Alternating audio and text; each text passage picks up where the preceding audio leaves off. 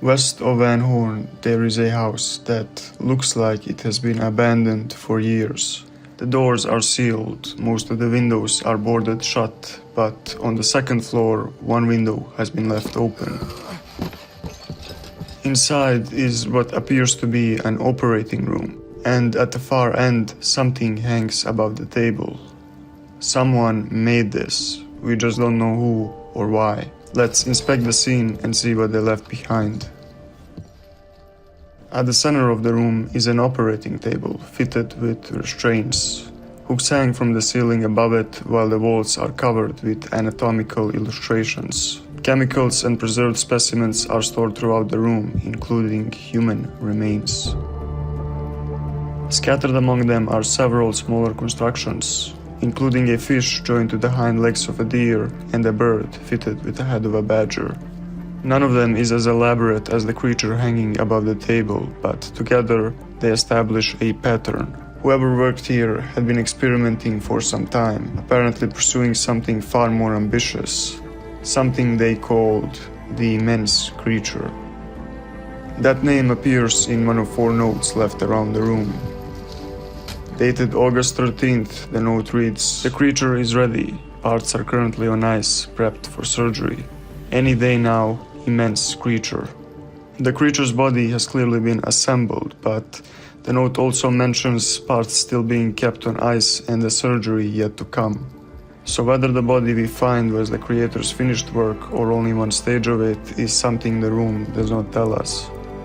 The remaining notes identify some of the anatomy involved: the wings of a vulture, the heart of a bear, and the skulls of a human and a boar. What all of this was meant to accomplish is less clear. Perhaps the creator intended to exhibit the creature, perhaps they simply wanted to prove that such a body could be assembled, or perhaps the planned surgery was meant to bring the creature to life.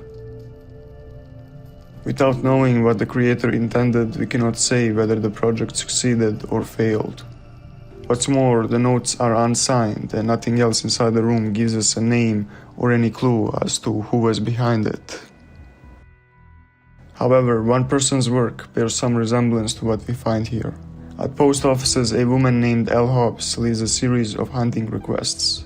Each one asks for the carcasses of several animals, all in perfect condition for a wildlife art exhibition.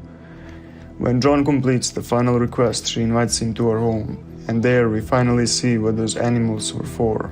Hobbs is a skilled taxidermist. She knows how to preserve bodies, and according to her, that work has not always been limited to animals. I tried this with humans once during a cholera outbreak. No. Animals are better. They're fur. Taken together, these details make Mrs. Hobbs the closest thing we have to a named suspect. She possesses at least some of the skills the creature's creator would have needed, but there is a clear difference. Hobbs's known work preserves complete animals, which she dresses and arranges in scenes normally occupied by people. The creator of the immense creature, by contrast, took bodies apart and combined several species into an entirely new form, and nothing at Hobbs's home suggests that her work ever went that far. Even so, Hobbs remains a compelling suspect, but the evidence takes us no further. With nothing else to go on, the investigation brings us back to where it began. Whoever created the immense creature left no name behind, no explanation of what the surgery was meant to achieve, only the assembled body still hanging above the table. The doors remain sealed, most of the windows remain boarded shut, and yet the fire is still burning.